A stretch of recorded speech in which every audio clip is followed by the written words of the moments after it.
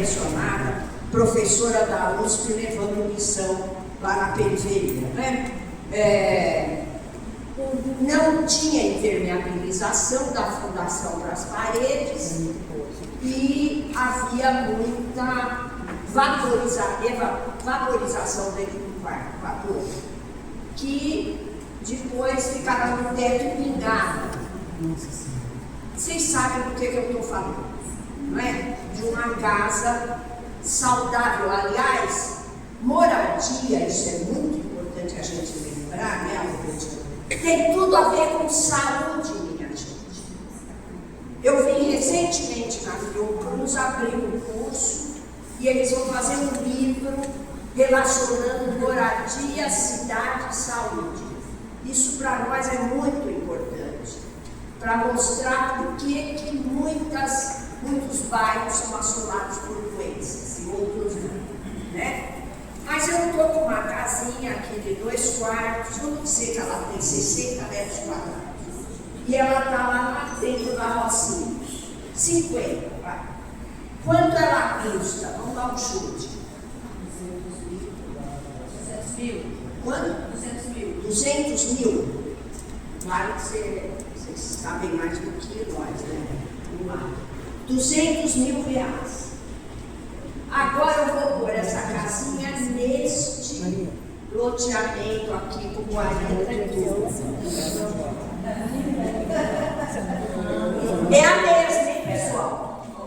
A material de construção é o mesmo. A construção é idêntica. Quanto ela custa? 1 milhão para cima, sem Vocês veem, nós estamos falando de moradia, nós estamos falando da mesma moradia.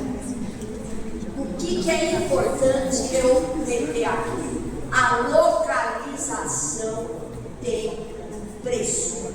Se ela está no canto da cidade, se ela está no outro. E por quê? Por que a localização tem preços diferentes? O mercado nem define quais são as áreas mais valorizadas da cidade. Acessibilidade, saneamento.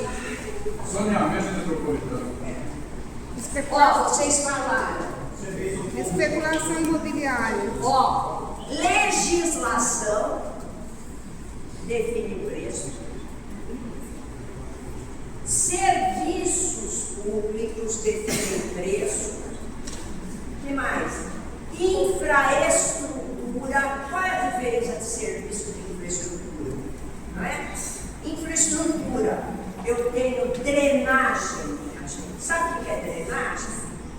É a captura da água da chuva.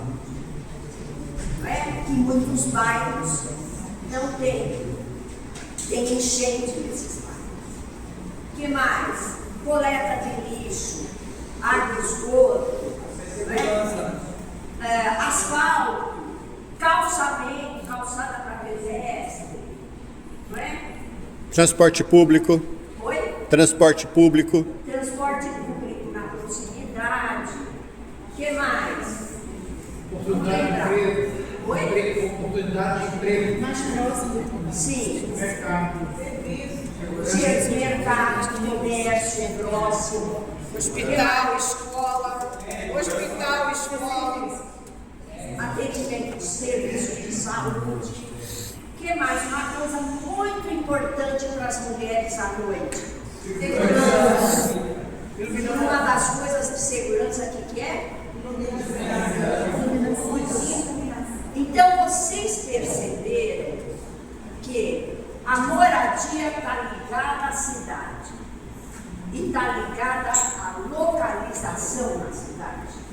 É fundamental isso. Tá?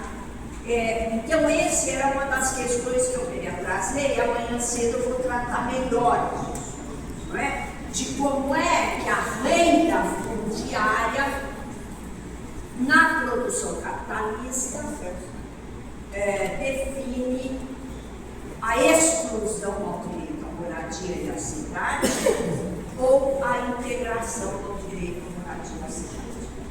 Lembrando que alguém me deu uma lembrada aí de uma frase que eu falei uma vez, no sistema capitalista, tudo é mercadoria, né?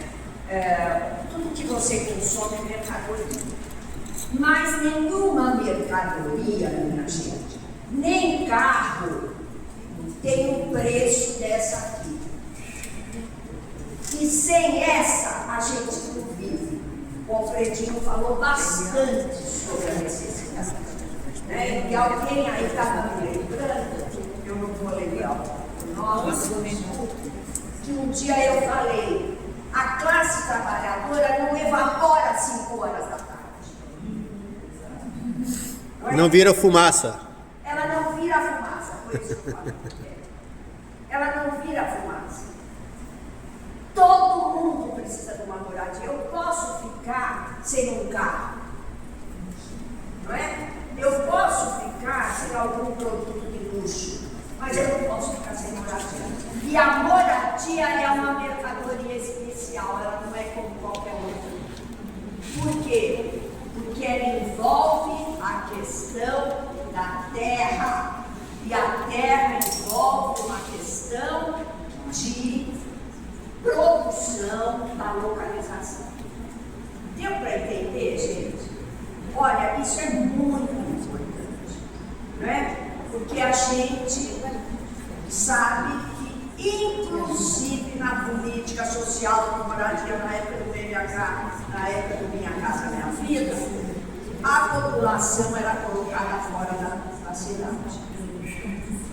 Isso tem muita consequência com o preço da terra e com o preço da moradia. Eu costumo lembrar, estava discutindo com o Ricardo outro dia, que o BNH construiu 4 milhões de moradia na época da ditadura, né? Quando acabou o período, o déficit era maior. Minha Casa Minha Vida construiu 5 milhões. Acabou o período, o déficit era maior. E depois nós vamos discutir por que às vezes você produz mais moradia e aumenta o déficit.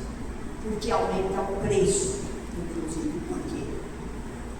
Uma das coisas, Ricardo, que a gente não discutiu, é lembrar que São Paulo hoje, por exemplo, vou dar um exemplo que está na minha cabeça, tem 600 mil domicílios vazios.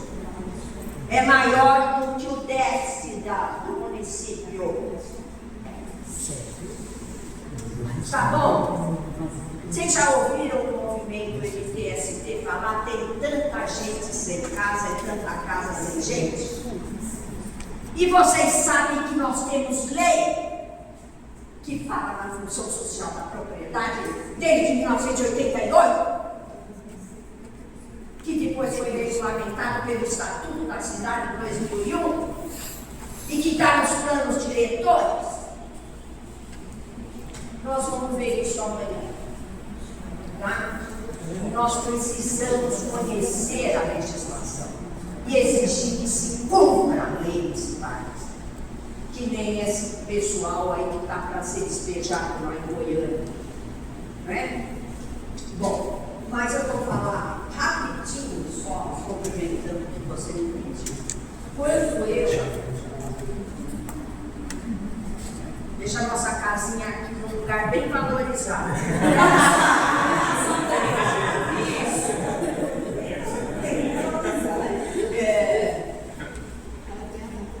Olha, eu entrei para dar aula na Faculdade de Arquitetura da USP em 1974. E no mesmo ano, um padre me chamou lá da região de Parelheiros para me ajudar a fazer um relatório sobre a questão dos transportes. A cidade crescia violentamente, é o período que mais crescia, né, principalmente nas periferias, com a alta construção. Aliás, eu fiz um documentário que chama Fim de Semana, para quem quiser ver. Mudou muito as periferias daquela época para agora. Já, se vocês quiserem, depois a gente fala sobre isso amanhã, né? E o padre me chamou para ajudar a fazer um relatório sobre as condições de transporte daquela população que estava se instalando ali na Zona Sul do município de São Paulo, em loteamentos que a gente nomeava loteamentos clandestinos. Era uma população que comprava um lote, né, a preço razoável e construía as casas. E lá, não tinha transporte. Então tinha uma companhia municipal de transporte coletivo. A gente fez um trabalho que foi pôr os moradores em cada ponto de ônibus, mostrando quando é que o ônibus chegava, quando é que ele passava, quando é que ele voltava. E nós fizemos um relatório técnico para a companhia de transporte da CMTC, né? Companhia de Transporte Municipal. E eu não vou contar o que aconteceu depois, foi meio engraçado, porque o presidente da Companhia de Transporte Coletivo falou para o padre: o senhor conhece Lenin, padre? Como quem diz, seu comunista? Aí o padre falou: não, eu conheço Jesus. O senhor conhece? E aí já começou o que provou ali, e que a gente demorou muito tempo para conseguir melhorar o sistema de transporte que estava previsto em lei, né? Mas aí eu não saí de lá, né, gente? Eu fui ver a ATP para fazer o sistema de transporte. Por que eu não saí de lá? Porque estava se construindo naquela época, na periferia de São Paulo e em outras periferias do país, um movimento de bairro, os movimentos de bairro. Nós tínhamos os sindicatos operários fortes, coisa que nós não temos hoje. Eles estão enfraquecidos pela desindustrialização do país. Nós tínhamos um movimento estudantil forte, a UNE era muito forte. Nós tínhamos movimentos de bairros, que era uma questão nova no Brasil. Mesmo na ditadura, durante a ditadura, a gente conseguiu organizar, porque tinha as comunidades eclesiais de base da Igreja Católica. Elas estavam, gente, em todos os bairros. É impressionante aqui. Então eu fiquei muitos anos nos bairros, né? Inclusive em 1979 eu fiz um outro documentário que chama Loteamentos Clandestinos. Esse não está bom, que fui eu que dirigi, tá? Tem uma falha técnica, mas já está sendo recuperado, depois nós vamos pôr na internet também. O loteamento clandestino mostra muito o papel da igreja nessa época, né? E mostra o que significa ter organização capilar. Sabe capilar, gente? Em cada pedaço da cidade onde os trabalhadores moravam. E isso existia, era muito forte, não é? E a gente conseguiu, amanhã eu vou falar nisso, chegar no ciclo das prefeituras democráticas, não é? E dar lição para o mundo inteiro, por exemplo, o orçamento participativo. Cadê essa memória, gente? Eu quero falar com vocês amanhã sobre isso, sabe? Falar da democracia capilarizada nos bairros, não é? Nas regiões, da organização. E tem gente que diz: olha, não existe coincidência, mas ontem à noite aconteceu uma dessas coincidências incríveis, não é? Eu tenho muito arquivo de material dos últimos 50 anos, muito. Por isso que eu costumo lembrar uma coisa que piada entre os estudantes, não faltam planos, não faltam leis, não faltam instituições nesse país, né? Mas elas são aplicadas de forma discriminatória. Né? E eu tenho muito arquivo. E eu não consigo reler tudo. Pois ontem à noite veio parar na minha mão um documento, deixa eu ver aqui só o título, é interessante, eu vou escanear para mandar para vocês. Que ele chama assim, ó.